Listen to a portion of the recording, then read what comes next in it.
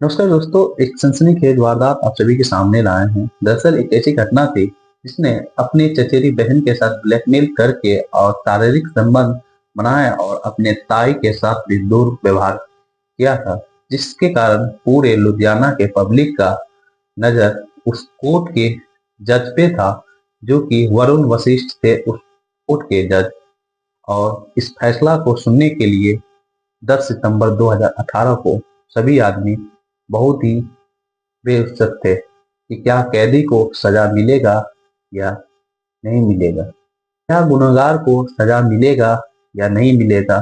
ये एक ऐसी मोड़ पे आ चुका था जो कि एक 23 आदमी का गवाह गुजरा गया। 23 आदमी के गवाह में एक व्यक्ति ऐसे भी थे कि उस केस को सही की ओर ले गए थे। चलिए दोस्तों, ये घटना शुरू करते हैं।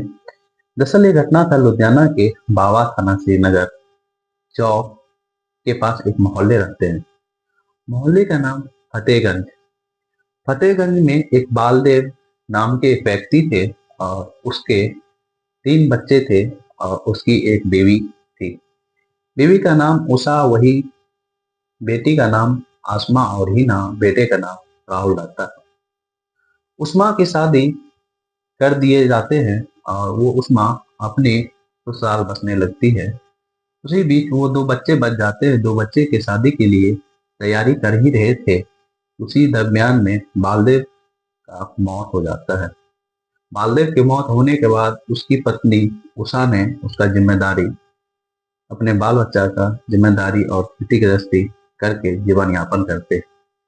जीवन यापन करते करते उसकी माँ का एज लगभग 55 साल हो जाता है और उसकी माँ उस लायक नहीं रहती है कि और अपने परिवार को और आगे कमा के खिला सके। तो राहुल के जहन में आता है कि यहाँ के पंजाब के सभी लोग बाहर जाके मोटे रकम कमाते हैं और हम भी जाके कुछ पैसा कमा के लाए और अपने परिवार को अच्छे से सुविधा दे। और इसी बीच में एक अपने करीबी इंसान से बात करते हैं और ऑस्ट्रेलिया जाने का प्लान करते हैं।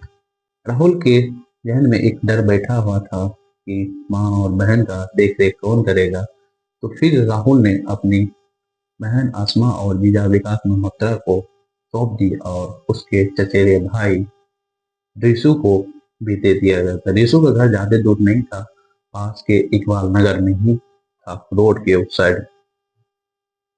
जब राहुल चले गया था तो रिशु का आना जाना राहुल के यहाँ शुरू हो गया था और पूरा जिम्मेदारी रिशु ने संभालने लगा था और उसके जीजा और उसके बहन भी।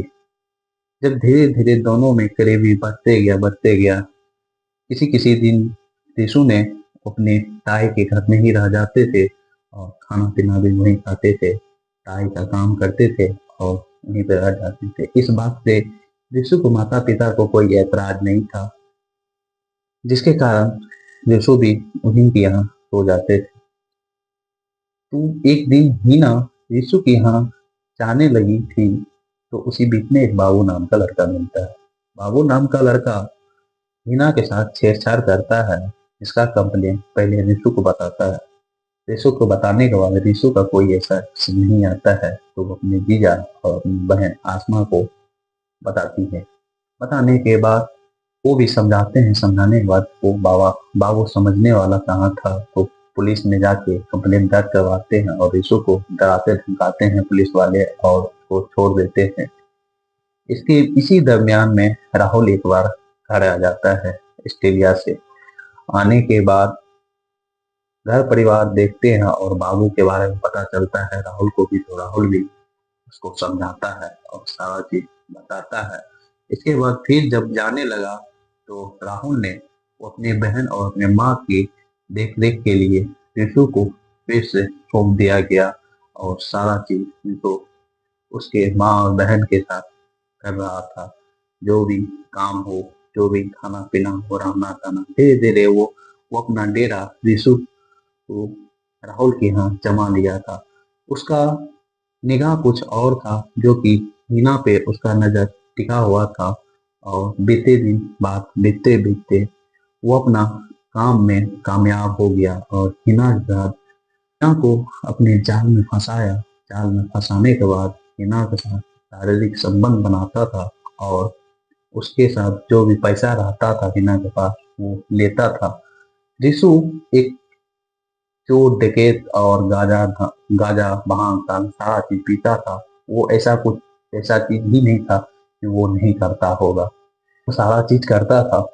तो इस बात का पता हिना किसी को नहीं लगने दी और उसके घर में माँ भी रहती थी तो माँ को भी नहीं पता चलता था।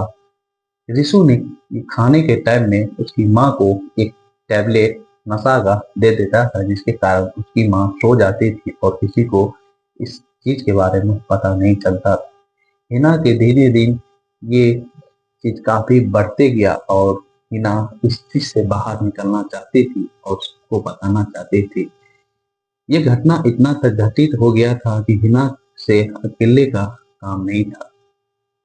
एक दिन फिर इस बात की जानकारी अपना बहन आसमा और हिजा को बताया। दोनों के बताने के बाद उसको समझाया भी गया रिसु को। और एक दिन फिर वो अपने भाई राहुल को भी बताया। राहुल के आने के बाद रिसु को बहुत ही डांट फटकार लगा और उसके माँ बाप भी रिसु के उसको डांट फटकार लगा के उसको समझाया और रिसु माफी मांग के वहां से निकल गया। और राहुल भी समझा कि ये अब शांत हो गया है, अब क्या होगा। इसी बीच में राहुल ने अपनी बहन का शादी फिक्स कर दिया था। कोई अच्छा लड़का देख के शादी जब फिक्स हुआ था तो ऑस्ट्रेलिया के लिए फिर से राहुल रवाना हो गया। राहुल वहां से 4 लाख रुपया और $100 अपनी माँ को भेज दिया था।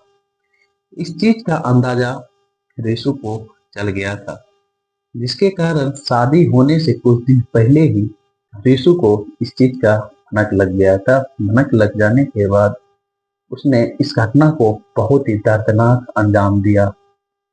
जब राहुल ने ऑस्ट्रेलिया जाके 2 दिन के बाद कॉल करता है अपने माँ को तो माँ उसकी रिसीव नहीं करती है और अपने बहन को भी कॉल करने के बाद रिसीव नहीं करता है। तो नहीं करने के बाद राहुल परेशान हो जाता है।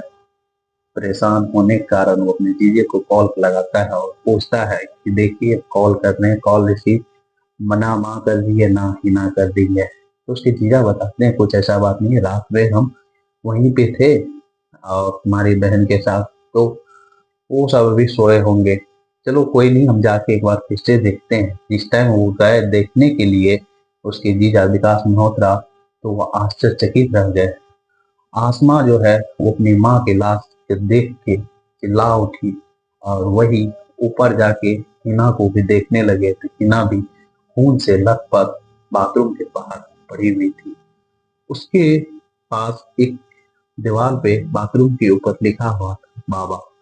विकास मल्होत्रा ने तो पुलिस वाले को कॉल किया और राहुल को भी इस बात का जानकारी दे दिया गया था। राहुल भी आया और इस बात का जानकारी पुलिस वाले को दिए तो पुलिस वाले भी काफी मशक्कत से उसका छानबीन किए। छानबीन करने के बाद ये केस जो है सुलझने वाला नहीं था, जो कि जिसने जिसने इस हत्या को अंजाम दिया था वो बहुत ही चालाक था, जो कि कोई नहीं उसके घर के एक सदस्य रिशु ही था। बाबा का नाम इसलिए लिखा था कि उससे बाबा से हिना की जो है लड़ाई चला था एक बीच में, जो कि छेड़छाड़, जो कि सभी आदमी को इसके बारे में पता चल गया था। जब यीशु ने उसकी माँ और उसकी बहन को हत्या किया था तो हत्या करने के दरमियान में उसके प्रोफेसर ने उसको देख लिया था। देखने के बाद वहां पे पुलिस वाले सभी से पूछताछ करने लगे। बाबू को भी पूछ के लेके आया गया पुलिस स्टेशन। बाबू से बहुत ही पूछा गया, बाबू ये गुनाह किया ही नहीं था तो बाबू कबूल क्यों करता।